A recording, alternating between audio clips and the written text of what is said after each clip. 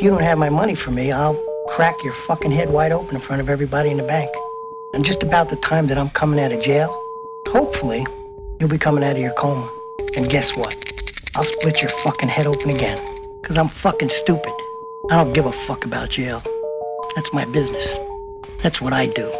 В техническом помещении два типчика что-то поджигали, обходясь без электричества. Нервно перешептавшись, что-то сыпят, точнее сыпет один, второй посапывает, что-то затирает пальцами и пахнет спиртом. Слух сокрушается, что рядом нет эксперта. В маленьких конвертах фасованные кучки, с каждой по щепотке халтура до получки. В другом конце города любители пустили бороды, заливая тягу хмелем и солодом. Проклинали Варю, терпели, потом звонили, просили помощи. В общем, триллер манили. А в это время третий персонаж на вид 20 дашь подтянулся на этаж, подождал, вынул деньги, пересчитал, появились те самые типы. 3 пакета взял, отсыпал с каждого, получил 4-й, припрятал задний карман штанов потертых.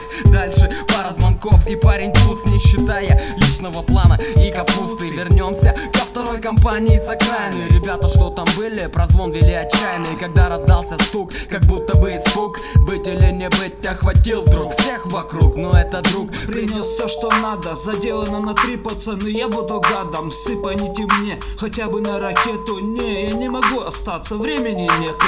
Получив цену, отсыпав немного, пашущий на пятку из хаты сделал ноги. Все при своих, даже мусор с обмона. Звезды на погоны сделал у телефона.